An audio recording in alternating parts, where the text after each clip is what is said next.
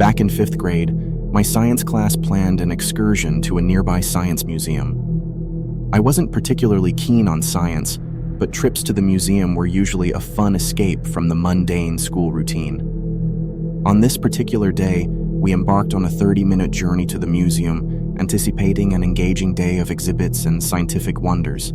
As we explored the museum in groups, absorbing every display and exhibit, the clock signaled lunchtime and the impending departure. Our teacher announced a rendezvous in 10 minutes at the entrance, prompting most students to head back indoors.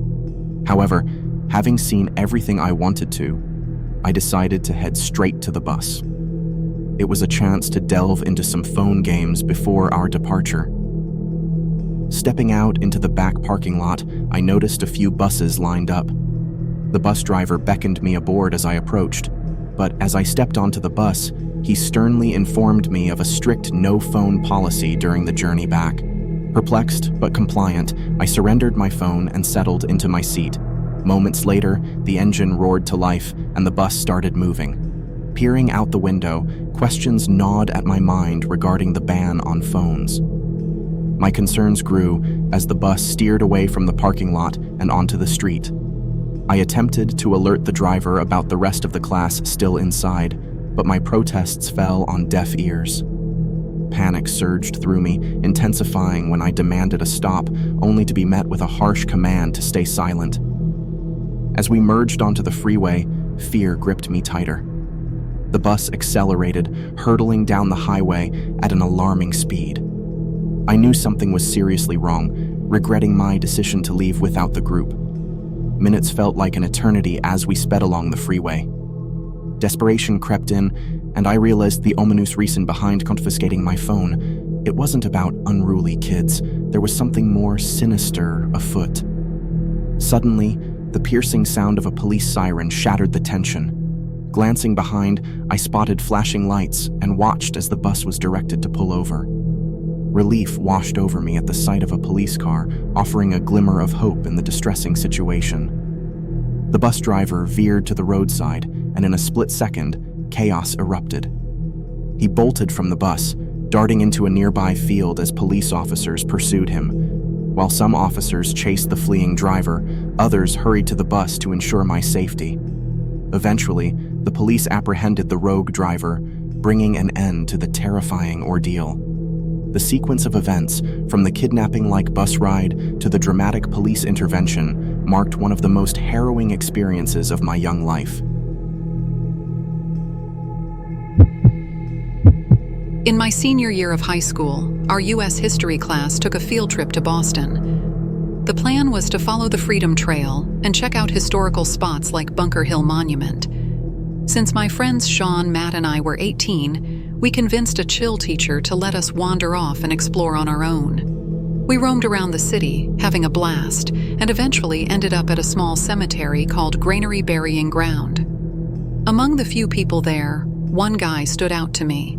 He wore an old trench coat and a top hat, which seemed odd in the warm weather. I felt his eyes on me while everyone else checked out the gravestones. I whispered to my friends, but they shrugged it off. As we headed back to the street, that guy appeared behind me again, just staring. I didn't see him when I looked back, but the feeling lingered. Later, at Quincy Market, I spotted him at a distance, observing me, but he vanished in seconds. I told my friends about the creepy guy, but they didn't think much of it. That night in the hotel, I had a nightmare about him looking under my bed. I woke to a loud thump, but no one else heard it. Years later, browsing old photos with my grandparents, I saw a man who looked eerily like the guy from Boston. He had the same top hat and a familiar face. Turns out it was my grandma's father. The resemblance was uncanny, making me question if my mind was playing tricks on me. Even now, the memory sends chills down my spine.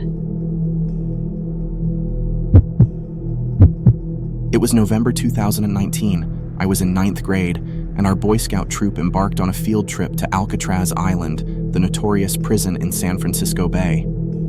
The excursion was special. We got to sleep in the cells. A few of my friends and I jumped at the chance for this eerie, overnight stay, eager for the adventure.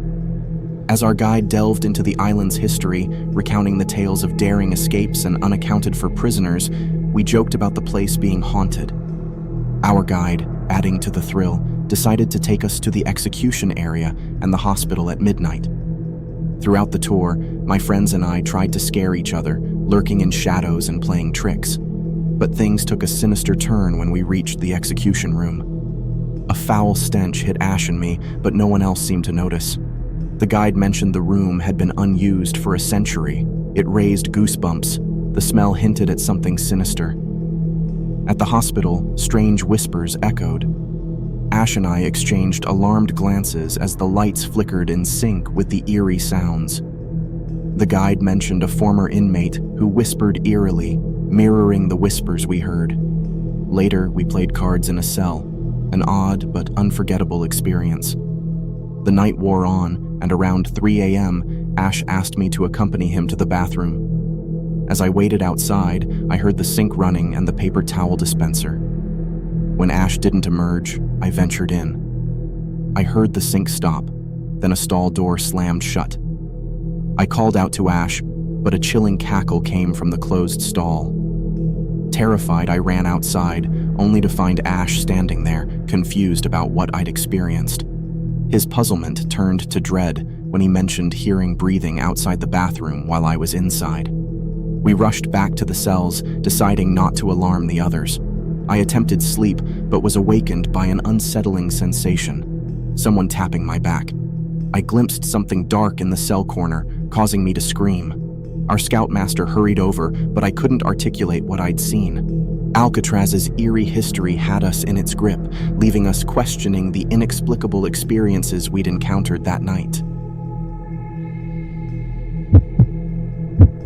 As a child, our school organized a grandiose trip to the zoo, and practically everyone attended from our small educational institution. The journey took an exhausting hour, but once we were there, the day was meant for exploration without any semblance of academic rigor. I was just 8, among the youngest, and was particularly enamored with the animals. The day started with a parade of wildlife sightings, followed by a quick lunch break before shifting focus to the botanical wonders. However, my affinity for the animal exhibits led me and my friend Matt back to the sea lion's enclosure. It was there that a zookeeper approached us with an intriguing proposition: to assist in feeding the sea lions. Eagerly, we followed him into a dim, unfamiliar passageway behind the exhibit, brimming with excitement for the feeding task. But as the door clicked shut and locked behind us, a chilling realization dawned. We were trapped. Stranded in a dark storage room, uncertainty and fear enveloped us. Desperate attempts to open the sturdy door were futile. Our shouts for help yielded no response from outside.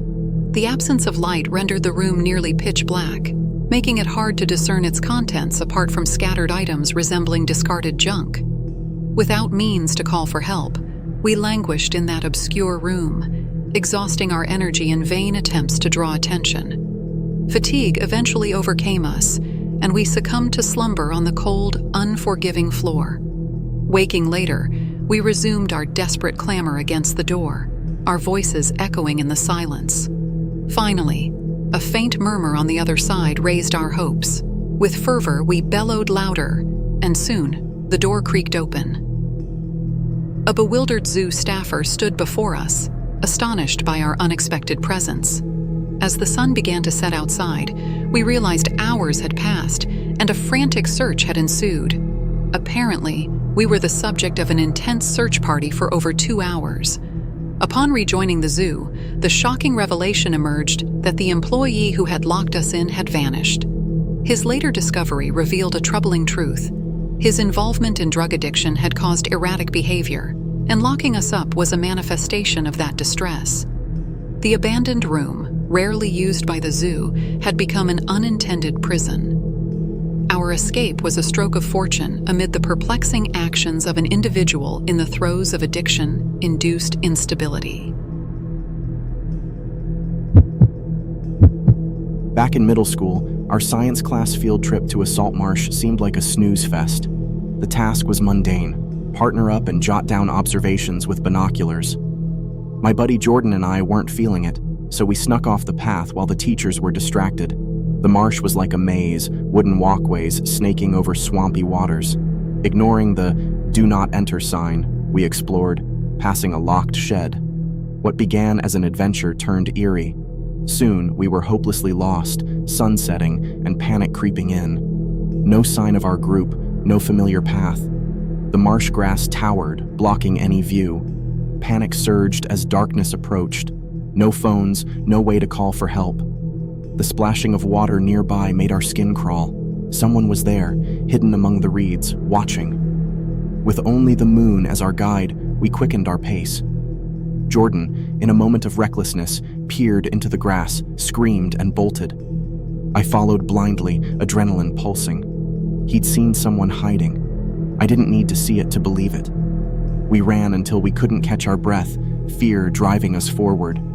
The sound of a helicopter and its searchlight gave a glimmer of hope. Waving frantically, we hoped to be rescued. Finally, the spotlight fixed on us. We expected a helicopter rescue, but were met with confusion. Instead, it signaled our location to a police search team. Eventually, the cops found us, and we rambled about the stalker in the marsh. Turns out, Miss Stern had messed up. The school bus had left without us. The entire ordeal, the scariest night of my young life, was a result of her negligence. It was a bone-chilling experience that I'll never forget. As a youngster, there was a peculiar occurrence that unfolded during a routine field trip to a state park, etching a memory that remains vivid even after many years. I was roughly 9 or 10 years old when our class embarked on an expedition to explore the scenic landscape of a state park. These excursions occurred roughly 4 times a year, and it was always a source of excitement. On this particular outing, we ventured into a park adorned with undulating hills and a variety of trees. Led by our teacher, a group of around 20 of us began traversing a path that wound its way around the park's expanse. My closest friend Daryl and I were engrossed in conversation as we meandered along the trail. At one juncture, our attention was captivated by a captivating mushroom slightly off the beaten path. Intrigued, we lingered behind to examine it more closely. Unbeknownst to us, the rest of the class continued uphill and eventually faded from view. Eager to rejoin them, we hastened our pace when an unusual sound caught our attention from behind a nearby tree. Anticipating an animal encounter, we approached the tree only to discover a boy of our age, clad in a red shirt and jeans, concealed behind it. It was apparent he wasn't part of our class, and upon inquiry, he remained reticent. In a surprising turn of events, the mysterious boy addressed Daryl by name, causing a sense of bewilderment. His gaze then shifted to me, calling out my name. The situation grew increasingly perplexing, prompting us to suggest he return to his group. Despite our invitation, the boy retreated behind the tree, shrouded in an air of unease. Driven by concern, we ventured closer to persuade him to join us, but upon reaching the spot, the boy had inexplicably vanished, leaving behind an eerie void. Daryl and I scoured the vicinity in disbelief, yet there was no trace of the boy. We felt a chill down our spines, realizing the inexplicable nature of the disappearance. Hastening our return, we relayed the unsettling incident to our teacher, who, in turn, reported it to the park authorities. However, the outcome of their investigation remained elusive, shrouded in silence. The mysterious vanishing act of the boy lingered as an enigmatic puzzle, etching a tale that Daryl and I still contemplate, occasionally revisiting the haunting memory of the inexplicable disappearance to this day. Back in my senior year of high school, I enrolled in Lifetime Fitness, a breeze of a class where we goofed around playing golf, tennis, and basketball. One day, the class organized a field trip to a nearby lake for a session of canoeing and fishing. Not exactly my forte, but it meant skipping out on a couple of other classes, so I was game. The anticipation grew as the 30-minute drive brought us closer to the destination, a serene lake surrounded by woods. Once we reached the lake, we were given the choice between fishing or canoeing. With little enthusiasm for either, my buddy Sean and I opted for fishing for a bit and then decided to take a stroll along a wooded path. We probably weren't meant to venture out, but hey, high school rebels do what they want, right? The woods were dense, and as we walked, Sean decided to answer nature's call. When he returned, he mentioned seeing a peculiar bright green hue seeping through the trees. Our curiosity piqued. We trod closer and discovered a tent nestled amidst the foliage. Strange. Approaching cautiously, we noticed bedding, food, and cleaning supplies inside. Someone was definitely using it as a makeshift home. And then, we stumbled upon the stash, alcohol bottles and a medley of drugs tucked away, partially hidden. The situation felt sketchy, and before we could decide on our next move, noises from the forest made us whip around. In a flash, we bolted deeper into the woods. Suddenly, we caught sight of a gaunt, unkempt figure heading towards the tent. He seemed startled to find it open and began yelling. Sean sprinted off and I followed suit as the man gave chase. Branches whipped at us and leaves crunched under our feet. We veered along the lake's edge, desperate to shake off our pursuer. Eventually, the man disappeared from sight and sound, and relief washed over us momentarily. Lost in the woods, we tried to find our way back to safety, but then the man reappeared, reigniting our panic. Another chase ensued, and we split up this time, racing in opposite directions. I could hear the man closing in, brandishing a stick. Navigating through the thick woods proved challenging, and I found myself disoriented and alone. A heart-pounding minute later, I managed to distance myself from the man and watched him stumble over a fallen log. It bought me some precious time, and I kept sprinting, eventually losing him. About 10 minutes later, I stumbled back onto the path, texting Sean to ensure he was safe. Soon, we reunited and made it back to the dock just in time before our field trip came to an end. Amidst the tangled web of life's quirks, there exists an unnerving ability within me to magnetize the most peculiar and unsettling individuals. You hear folks mutter about it, but the gravity of attracting the strange didn't hit home until I encountered Jonathan, my twisted paragon of the inexplicable and eerie. Jonathan, a resident down the road from my parental abode, was a character riddled with peculiarities. Engulfed by a world swirling with naivety, I trod through the minefield of high school. Being somewhat average-looking and distressingly naive, I found myself entangled in Jonathan's unsettling orbit. At that juncture, he was a 30-year-old dwelling with his grandmother, devoid of employment, relationships, or plausible reasons for loitering around a high school lass. My parental disconnect conveniently kept them oblivious to my social affiliations. In that fateful year, during my sophomore escapades, I befriended Jonathan. Initially, I deemed him an innocuous, nerdy sort, capable of camaraderie. Ignorant to his unsavory intentions, I remained blissfully unaware of his disturbing infatuation with me. Yet beneath his friendly facade lay a simmering romantic interest, shrouded in palpable delusion. When I delved into the realm of teenage romance with my first boyfriend, Jonathan's reaction proved unsettling. His unsolicited advice, dripping with disdain for adolescent suitors, harbored an ominous undercurrent. He championed an older, more mature suitor, himself veiled beneath cryptic insinuations, qui the ominous preluded to outside Science Day, an annual jaunt where sections of the student body embark on a 3-day foray into nature. Assigned to Wednesday's expedition, I casually informed Jonathan of the impending adventure. A seemingly innocuous detail swiftly transformed into an ominous foreshadowing. Amidst the open-air lectures and scientific pennants, I found solace in profound conversations with my confidant, Rebecca.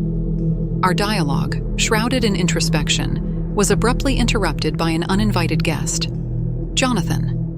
Seemingly materializing from the shadows, his unwelcome intrusion ruptured our sanctuary. His proposition of a clandestine rendezvous, dismissed with uneasy evasiveness, unveiled an underlying motive shrouded in malevolence. His insistence and the offer to include Rebecca encapsulated a chilling persistence that laced the air with palpable discomfort. Resolute in our dismissal, Rebecca and I attempted a graceful retreat to the sanctum of our instructors, hoping Jonathan would heed the unspoken cues. However, our retreat was disrupted as Jonathan's grip on my ankle sent me crashing to the ground, the gritty wood chips leaving an acrid taste.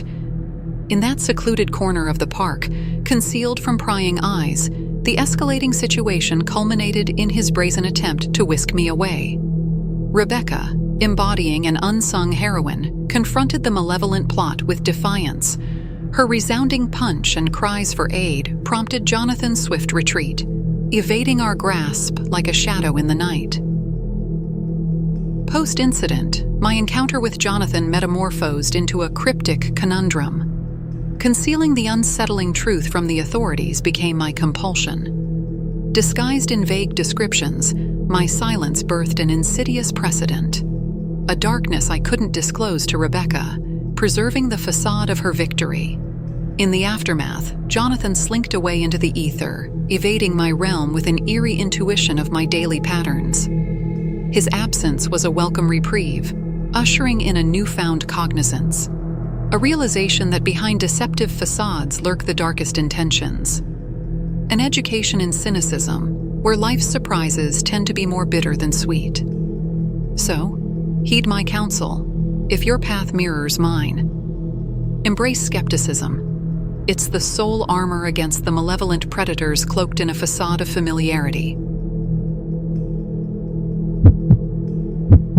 Back in my third grade days, our history class arranged a visit to an ancient mansion. The purpose of the trip was fuzzy in my memory, but this enormous, 2-century-old mansion stood stoically in the heart of the city. The grand estate boasted 2 floors, a basement, an attic with a maze of around 10 bedrooms, and an eerie count of 5 bathrooms.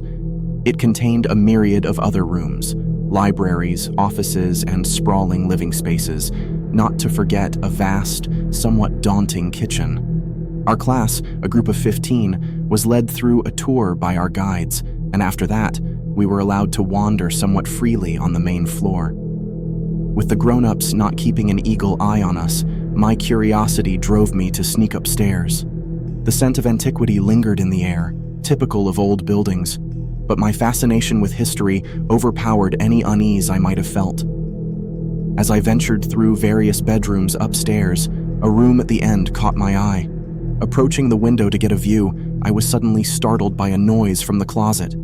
It was an old, creaky closet, and although I was curious to investigate, a chilling sensation swept over me, prompting me to leave the room abruptly.